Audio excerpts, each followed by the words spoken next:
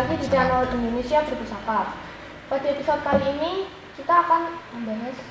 Ya, kita masih membahas seputar koleksi dari Papa. Yang selanjutnya apa nih? Kok ada di depan mata kayak warnanya cerah-cerah emas-emas gimana gitu. Oke. Jadi degdernya kayak dari penduknya sendiri ya, warnanya cerah gitu. Oke. Kita lihat ini kalau dedernya ini dari gading ya. Modelnya tatahan Full gading. Gading, iya. Ini Putri Kenurung. Nah, Putri Kenurung ini ada tatahannya ini kan yang dekok-dekok ini kan, bolong-bolong itu. Sini ini namanya Putri Kenurung. Itu gambarnya apa? Ya ini gambar kayak kembang-kembang, nah, kayak kembang-kembang aja. Terus kalau rongkonya ini dari kayu cendana wangi. Kemudian gayanya gayaman Yogyakarta ini. Ya, gayaman Yogyakarta. Kalau yang Solo kan ada tungkaknya begini. Namun ada juga kalau yang Yogyakarta ada tungkakannya begini ada juga. Tapi itu pakualaman ya, pakualaman. Jadi Emang kalau Jogja itu ada lebih kecil ya? ada dua. Ini Yogyakarta. Oke. Nanti kita bahas kalau pas ada Papa punya keris yang gayaman tapi pakualaman ada gitu ya. Oke.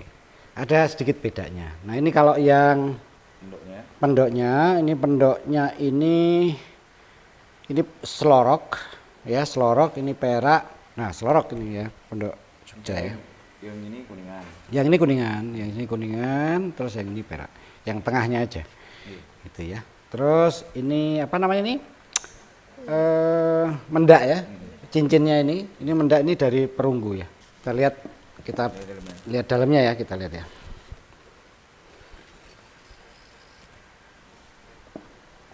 Oke. Apa nih Pak namanya? Nama kerisnya. Nama kerisnya ini keris dapur Carang Soka. Carang Soka. Kenapa namanya? Maksudnya apa Pak? Kalau Carang Soka itu artinya carang itu dahan-dahan, ranting-ranting pohon. Soka itu dari bahasa Sanskerta itu asoka. Asoka itu kesedihan. Jadi kalau asoka itu ya untuk dahan-dahan yang bisa untuk pelipur lara katanya. Nggak tahu artinya hubungannya apa juga nggak tahu ya. Tapi ini disebut Carang Soka. Nah, Carang Soka itu ricikan detail bentuknya itu lok 9 ya kan. Jadi udah tahu kan ngitungnya 1, 2, 3, 4, 5, 6, 7, 8, 9. Lok 9 kembang kacang atau sekar kacang gitu kan. Terus bawahnya itu ada jalen, terus ini ada lambe gajahnya 1, ada greneng. Terus ada ini sogokan. Ini apa namanya? Pijetan dan sogokannya 1 di depan nih. Sogokannya 1 di depan, terus ini ada cekungan yang namanya serawean. Ada cekungan serawean, sogokan 1 kayak gitu. Kalau ini kan kayak dari bentuknya nih kayaknya sudah tua sekali. Nah ini tangguh berapa? Tahun zaman apa? Oke. Kalau dilihat dari material besinya, terus cak-cakan pamornya, oke. Terus dilihat dari bentuk gonjonya. Ya. Ini gonjonya, wetengannya yang tengah ini, ini gendut. Terus buntut ini, ini buntut. Gonjo itu buntutnya. Ini mekrok kayak buntut urang. Ini.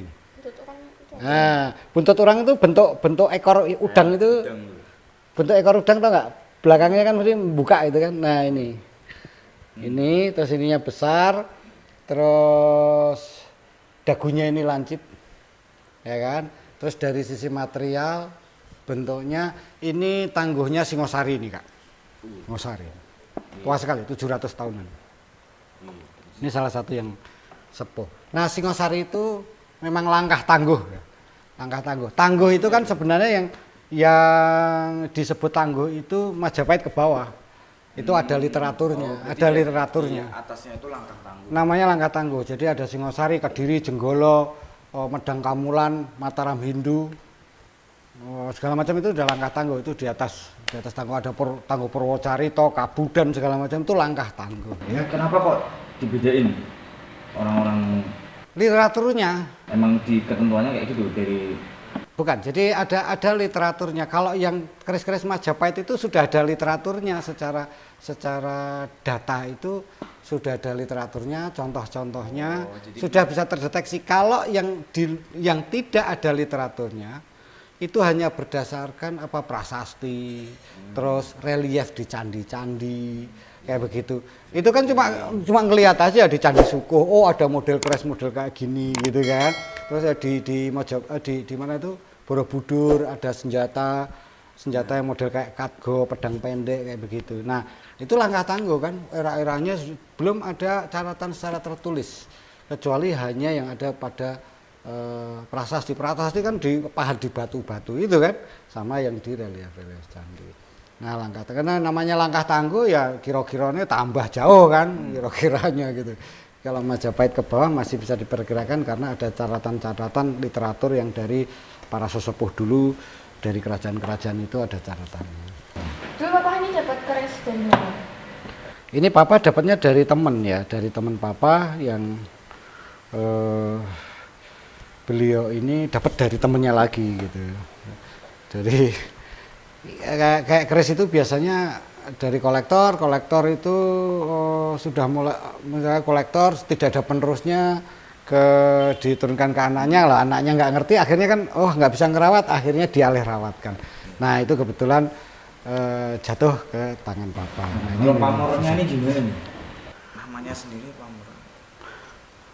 Pamornya ini Papa bilang agak sulit ya karena apa? Ini garis-garis kecil-kecil, terus garisnya juga nggak teratur, menyebar ke seluruh. Jangan-jangan nih juga sempat mendap di air sampai bisa itu apa emang dari? Oh kalau iya ini jadi ini keris salah satu keris dulu pertama kali itu keris temuan. Keris temuan. Dan daerah mana? kalau biasanya adalah didapatkan dari penggalian situs kuno. Ya, bisa jadi penggalian di situs-situs kuno itu temuan darat itu begitu. Yang kedua bisa jadi dari temuan di sungai-sungai. Kenapa di sungai? Kan begitu pertanyaannya.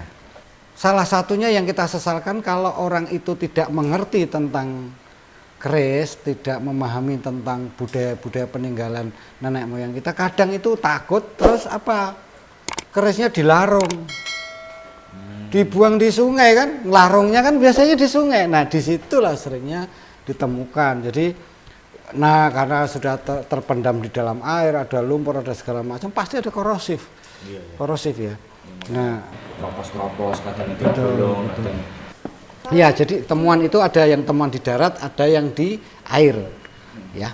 Gimana? Kalau keris ini tuh ditemuinya gimana? Kalau dilihat dari model korosinya ya. Jadi model korosinya ini lebih ke temuan sungai, Dek. Kenapa? Ini relatif lebih utuh. Ya, kalau di temuan darat itu biasanya korosinya itu lebih kuat. Karena apa? Tekanan dari tanah gitu kan. Tapi kalau di sungai itu kan lumpur aja yang nutup. Nah, itu biasanya kalau yang Papa lihat diceritain itu ada penyelam-penyelaman. Ya, biasanya ya sepanjang Sungai Bengawan Solo. Sungai Bengawan Solo kan dari Solo sampai ke Jawa Timur sana kan. Nah di sepanjang sungai itu biasanya ditemukan hal kayak gini. Ya itu, untungnya yang penyelam situ ya ini ya untungnya tuh temukan ya. Sayang banget kalau nggak ketemu. Iya kan berarti hilang. Kalau hilang rusak sudah tidak ada jejak sejarah. Tapi bisa jadi begini kan dulu kalau dalam zaman kerajaan kuno dulu, zaman Majapahit, Dangkamulan segala macam itu Kediri, itu lalu lintas yang paling ramai itu kan bukan di darat, enggak sekarang ini darat kan jalan tol ya dibangun segala macam banyak. Tapi kalau dulu kan enggak, itu lewatnya sungai. Nah sungai itu jadi lalu lintas perdagangan, termasuk peperangan juga di situ. Bisa jadi peperangan itu terjadi di sungai sehingga banyak senjata-senjata yang tenggelam di situ. Nah, salah satunya juga bisa jadi itu. Ada yang dilarung, ya kan? Ada juga ya karena memang pertempuran. karena lalu lintasnya padat, terus bisa jadi nggak usah pertempuran, kapalnya karam gitu bisa jadi kan. Makanya di dalam sungai itu yang di Bengawan Solo itu kadang ditemukan juga temuan emas, terus ada porselen segala macam, karena itu lalu lintas perdagangan termasuk lalu lintas pasukan gitu ya. Oh, ini material pembuat kerasnya apa? Oke, kalau dilihat dari modelnya kayak begini nih ya Dek, ya ini tetap ada baja, ada besi, dan ada pamor meteor. Nah ini bisa dilihat pamor meteornya ini yang putih-putih ini masih terlihat. Nah model-model Singosari itu ya memang kayak begini nih, pamornya ngerawit itu loh, kecil-kecil, ngeruntel sangat dalam ini, nempelnya itu tandes gitu ya, nempel di dalam besinya. Sebenarnya itu merawat keris itu gimana sih Pak? Tips and tricks, apalagi keris-keris yang udah tua, udah kena endapan, apalagi yang temuan-temuan galian-galian, apalagi dia masuk sungai juga, itu gimana sih cara merawat supaya tetap awet, supaya tetap jadi kotoran-kotorannya itu sebisa mungkin hilang. Apa kita harus nyari orang buat ini gini sendiri, apa mungkin untuk kita bisa sendiri, kita bisa mandiri sendiri itu gimana? Oke, jadi sebenarnya semua orang bisa ya, asal tahu caranya. Tapi seringnya adalah itu biasanya itu direndam pakai cairan tertentu. Berarti khusus ya?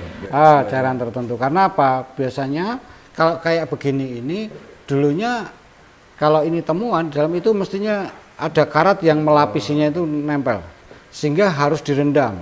Nah rendamannya itu dengan cairan tertentu supaya karatnya bisa membuka pelan-pelan.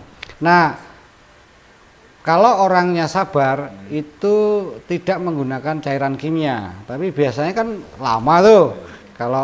Kalau pakai jeruk, pakai air kelapa, yang lebih alami. Alami itu lama sekali, bukanya juga susah sekali kan. Nah, tapi biasanya ada beberapa teknik yang mereka menggunakan cairan kimia. Nah, tapi kalau cairan kimia itu salah porsinya atau apa bisa hancur. Jadi memang kalau temuan itu pada saat ditemukan itu kelihatan masih tebal segala macam. Padahal itu sudah karat, ada patina, ya kan yang hitam. Tapi kalau dia pembersihnya tidak hati-hati, ternyata protol gitu kan, parah, keroak dan sebagainya. Nah ini alhamdulillah ya, ini walaupun temuan tetapi ini sepertinya dulunya ya sebelum dipapah ya sudah ditangani oleh ahli untuk merestorasi keris-keris temuan ini. Sebelum dipegang Papa. Iya. Papa terima ini sudah bersih, sudah bagus. Nah kalau Papa pernah itu yang dapat masih ada patinanya ada segala macam. Nah setelah dibersihkan kroak nggak karu-karuan. Nah tapi Papa mulai belajar sedikit-sedikit untuk membersihkan gitu kan. Tapi memang harus sabar lama. Karena apa? Ini nggak cukup sebulan 2 bulan. Gitu. Kalau mau mempertahankan dan tidak merusak bilah itu bisa sampai 8 bulan baru bersih. Jadi memang ya namanya merawat barang peninggalan masa lalu apa boleh yang sudah ratusan tahun gitu. Ini kan minimal 700-an tahun sudah usia. Luar biasa ya, masih bagus ini Papa. Dan ini kan ricikannya ini loh, lihat kembang kacangnya masih utuh. Ini grenengnya ini ya kan, rondonya masih jelas. Terus ini di atasnya ini juga ada rondo nunutnya ini yang di atas di atas gonjo ini. Nah, greneng ini model tulisan rondo, tapi dari bawah sini sampai ke atas pun ini, sampai ke wadidang ini namanya wadidang, ini juga namanya greneng ya. Tapi kalau yang di atas ini rondo nunut yang di sini. Nah, biasanya kalau keris-keris itu Jawa ya, keris Jawa ya. Kalau ada rondo nunutnya itu biasanya dibuat oleh empu-empu dalam keraton. Ya itu biasanya. Kecuali mungkin kalau yang di luar Jawa lain ya. Kalau di luar Jawa kayak di daerah Sumatera kan ada juga keris-keris itu ada pakai grenengnya itu ada rondo nunutnya di atas gitu. itu sebenarnya kenapa kok disebut rondo? Itu karena bentuknya kayak huruf Jawa, huruf do, aksara Jawa. Nggak lupa ya, udah nggak ada pelajarannya tuh kan? Masih ada. Baguslah kalau masih ada. Huruf do ini kayak begini nih. Nah ini bentuknya mirip itu huruf do itu. Makanya, nah terus yang atasnya disebut rondo, itu rondo. Ron itu kan daun kalau nggak salah.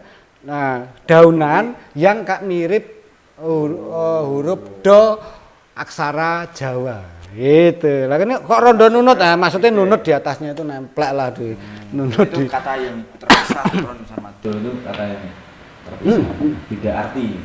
Iya. Oke. Sekian dulu episode kali ini. Terima kasih buat yang sudah pada like, comment, and subscribe. Makasih juga yang sudah memberikan masukan-masukan lewat dari komentar apapun itu. Terima kasih semuanya. Dan kita berjumpa lagi di episode berikutnya. Assalamualaikum warahmatullahi wabarakatuh.